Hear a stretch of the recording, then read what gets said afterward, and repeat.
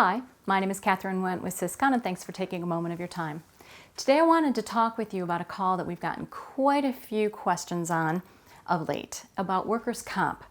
How do I know what my rate is, and how do I translate that to figuring out what to do with my premiums and what my expenses are?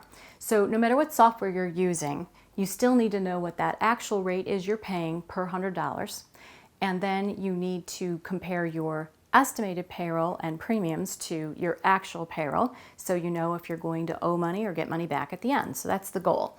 We've got a full article with all details on it, so feel free to check that out. I'm just going to hit a few bullet points here, and then you can take a look for all the details and steps. And in that article, I also do very specifically address Sage 100 Contractor, but here I'm just talking conceptually, no matter what software you're using. So first of all, when you receive your workers' comp insurance policy and you see those workers' comp codes and your estimated payroll, those comp code rates are the retail rates. That is the rate for 8810 clerical. That is the rate for 5606 supervision.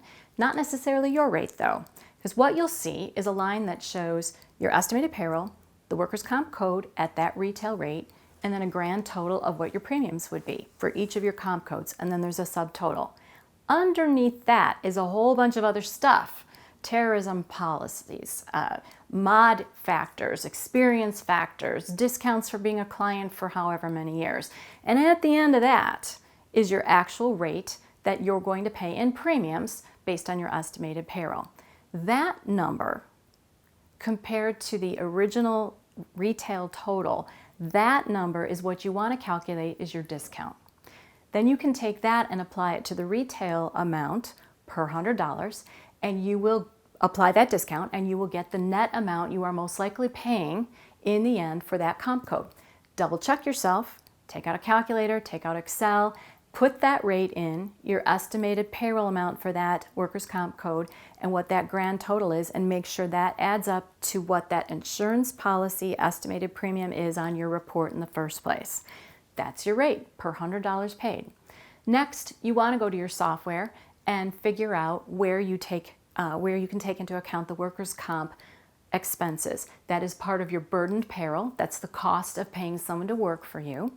When you run that through your payroll module, it will hit the expenses, the actual expenses based on the actual payroll you're running, and the offset, the credit, will go to a balance sheet account. Might be prepaid insurance for workers' comp, might be a liability account for workers' comp. You can choose, but it will be a balance sheet number.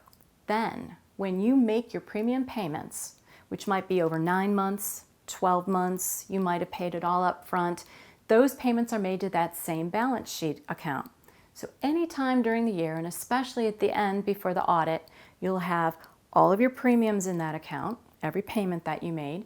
You'll have your actual payroll that hit throughout the year, and depending on the balance, you will be able to see pretty clearly if at the end of the audit you are going to owe money, so that means you probably had more in payroll than you estimated, or you might have a refund coming. Maybe you overestimated your payroll and therefore you paid less in payroll and therefore the premiums were higher and you're going to get a refund.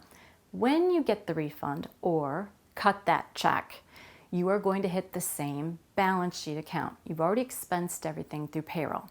So those are the general concepts. Again, it doesn't matter what software you're using, but you want to make that part of your payroll module. And before you start any of this, you need those retail rates. I would suggest you do the math yourself no matter what, but your agent should be able to come back and tell you what the net amount is for each and every cost code that you're going to be paying so that you accrue at the right rate throughout the year based on your payroll, and you make those premiums and you can see where you are. If this feels a little overwhelming, don't worry about it. Go check out our website. We have an entire article on this with all of the details, and most importantly, check with your insurance agent. This should all be their bread and butter. They should be able to help you with this. If you have any other questions, let us know. For now, happy calculating and have a great rest of your week.